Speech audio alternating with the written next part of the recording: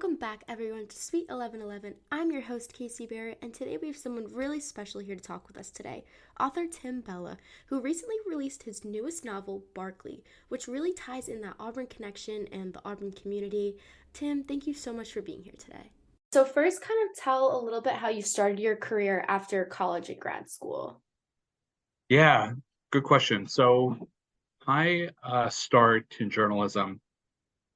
I came in honestly just too fat and too happy. In other words, I did a lot of really cool stuff at college over at TCU in Texas, and was kind of pretty good there. And I just thought it was going to be easy for that to just kind of transfer over into the real world. And when I started working part time at ESPN, I found that that was not the case at all. They just didn't care, and it took me a long time to just kind of adjust and understand that you've got to really put in the work and keep getting better. And I just wasn't pitching any ideas. I wasn't thinking about stories. I just wasn't getting better. So I would say start of my career was really rocky, which led me into graduate school. Did that for about a year, then I went back into work. And again, I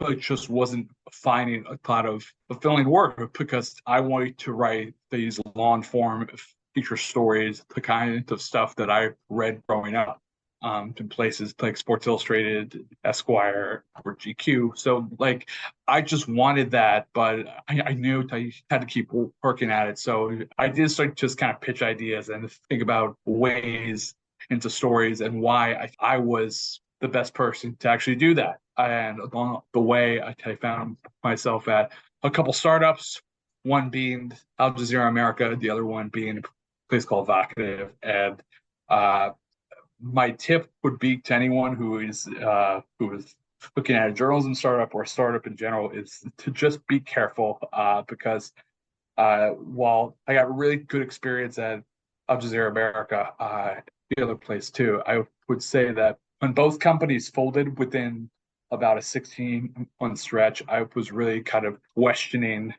myself and questioning if I could actually stay in journalism and if journalism actually loved me back. So luckily, I got a break over at the Washington Post, getting hired there in 2018. It's by far the best place I've ever worked at. And there's been just no shortage of news during that time too. So it's been great. It's been a long road so far. It's been 14 years now since I graduated from college, and it took me really a decade to get stable, honestly. So my advice for anyone who wants to either be in this field or just in any field in general is it will sometimes take time, and you have to be really patient, really want it badly enough because there will be times where you're just like, is anything gonna break my way? Yeah, definitely. And kind of going along with you getting into working with the Washington Post, what drew you into working with features, especially in sports and news? Yeah, so on the sports side, it's something that's always been a part of me. Always been a big sports fan growing up. Just going to the games, actually playing basketball, football, baseball growing up was always in my blood. I will say, as I got older, that especially in journalism, I'm going to just kind of stay away from sports in general, just because my interests were evolving and just kind of seeing what was happening on a national scale. And when it came to politics and culture, I've told has been someone who just wanted a little bit of everything in his life. I find myself kind of bored if I'm on a beat for too long, to be honest with you. So in my case, I just always kind of been a generalist. I just want to be an expert in a bunch of things. So that's kind of always interested me. And yeah, at the Post, no matter what comes up there, whether it be a breaking story on a mass shooting or the fallout from the insurrection or the election or happened with the Supreme Court and abortion rights, it just I wanted to be there for all of that. And thankfully, I have, and I've been able to jump on and work on some of the biggest stories in our time, including COVID, obviously, too. So it's been an exciting time. It's also been an exhausting time. And I would just say to anyone, really have interests outside to work too, because it's healthy.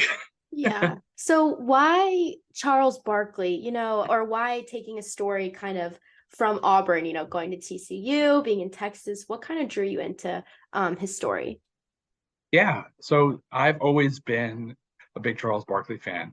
Just growing up in Houston, I was a short, fat kid who just loved playing basketball, and I was terrible at it. However, the one thing I could do was rebound, and I learned that in part because I would see this undersized, chubby power forward for the Philadelphia 76ers and Phoenix Suns do the exact same thing and just dominate dudes every night. And I'm like, what the hell is Charles Barkley doing? So like I would see him just do that and I'd be like, huh. So of course I followed him and just used my butt to just kind of get all of these rebounds and it worked out pretty well. But so it did kind of start off as being a fan, but as someone who got old and saw what he was saying and doing on and off the court, I just found it super striking how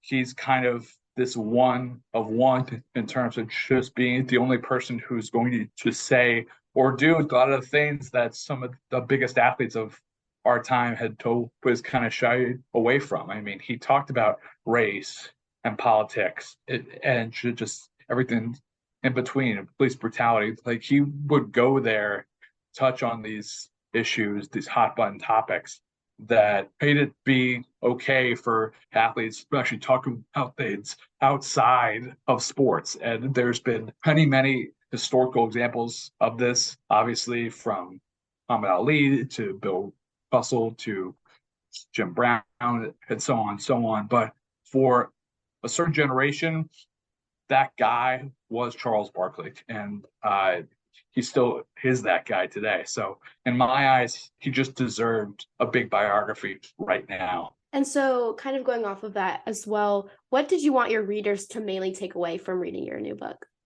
We kind of have the short term memory now, just as a culture in terms of what someone did and how they did it. And my hope is to just kind of paint this big, really comprehensive picture of how Charles Wade Barkley, who was raised by a single mother and his grandmother in Leeds, Alabama, the projects, uh, went from this undersized fat kid who was terrible in school to being this star at Auburn, this superstar in the NBA, this pop culture icon, and someone who has redefined sports broadcasting for the last 2+ decades. So for me, it was really all about a full picture about how someone who started off as being shy and someone who was actually bullied in school and had a lot of anger issues with his own father who left him when he was 13 months old, how that kid came the guy every Thursday joking around with Ernie, Kenny, and Shaq about everything from LeBron James's hairline to the women of San Antonio to eating churros to a bad speller. I mean, it's just a wide gamut, and a lot of it is controversial. A lot of it can be inflammatory, but that's part of a package of Charles Barkley. So I really just kind of captured his full life that way. Yeah. And how long did this writing process take for you? Yeah, so I interviewed the first person in May of 2019, and I turned in a first draft February of 2021. So in all, it took a little bit over a year and a half, which is considered fast, but I just felt like I to get it done because it was kind of this moment. And I will say it was super interesting to just kind of write and report out a book during a pandemic too. It was definitely challenging in some ways. Like it cut out a lot of my travel to places like Phoenix and Houston, but uh, it also made a lot of people available because everyone was all of a sudden stuck at home.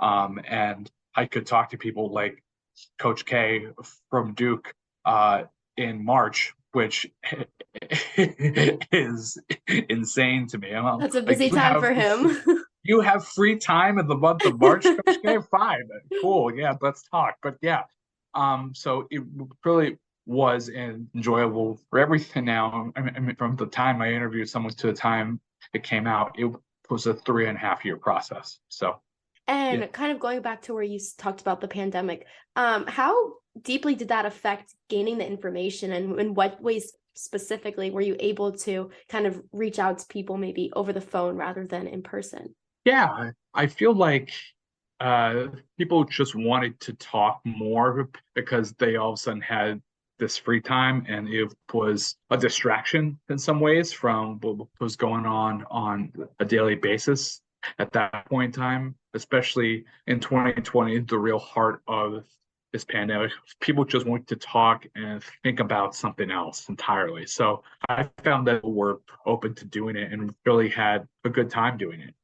Yeah, it did cut out some of my travel, but I was still able to get to Leeds, Auburn, Philadelphia, New York, and the Basketball Hall of Fame too. So there was a little bit of traveling done before and after and started to improve. But yeah, it was mostly a book that was done over phone, over Zoom, and just kind of navigating what made the most sense at a time when he didn't have a ton of info and when a lot of people were super scared about what was actually going on. Yeah. So, other than the research aspect of it, what was the most challenging part of telling the story? And now he's lived such a big life, and there are so many details that I really wanted to include in there. And I'll be honest, a lot of the stuff had to get cut out because he's lived such a big life. Not every detail crammed in, even if I thought it was either important or funny. And that's part of the process with someone like Charles Barkley, who's been this public figure for over 4 decades now, since his time at Auburn. So that was probably the most challenge, and just also super paranoid too. So I hired like 3 fact checkers to make sure that everything was totally right too. Mm-hmm. Because Charles sometimes will tell a story one way, and then a couple of years later he will change a couple of details. He's not different from like an uncle or a father who just kind of exaggerates or changes facts and stories to make it sound better. But for someone who regularly gives interviews and has for the last 40 years, it's a challenge to make sure every detail right from some of those stories because his memory comes and goes. I'll say that. So, Yeah. And then on the flip side, what did you find was the most rewarding part? oh, I think, and this kind of goes with anything in general in this business, but just having the opportunity, the privilege for people to just kind of invite you into their lives and share stories about them, or in this case, Charles Barkley. For me, just getting to talk to some of his childhood friends, his coaches, his teammates from way back in Leeds and Auburn. Some of that stuff really stuck out to me, and just honestly get a chance to talk to people I never thought I would get a chance to actually talk to, from Shaq and Adam Sandler and former Vice President Dan Quayle. Like, it's a wide range of people that I was able to interview, and it's all because of Charles, because he's touched so many people in his life that I want to be as comprehensive as possible, making sure that if you have had experience with Charles Barkley, I want to hear about it. So that was probably the coolest part of the whole thing, just talking to anyone and everyone for it. Yeah, definitely. And I think putting this book out really gives the opportunity to do that. And I know it'll definitely touch a lot of people here in Auburn since it's that big connection. Well, thank you so much for taking the time to sit down and talk with me today. I hope the best of luck for your book. Thank you so much. And yeah, if anyone is in town on Friday the 11th, I will be at Auburn Oil Co. Booksellers at 5:30 p.m. I would love to actually see you out there. We'll be talking Charles Barkley. Yeah, awesome. Thank you so much. Thank you, Casey. Take care. And that's going to wrap it up for today. Thank you so much for listening, and definitely go ahead and check out that newest novel, Barkley. And also make sure to check out our Instagram and Twitter for more Auburn updates at the Plainsman, and we will see you next week.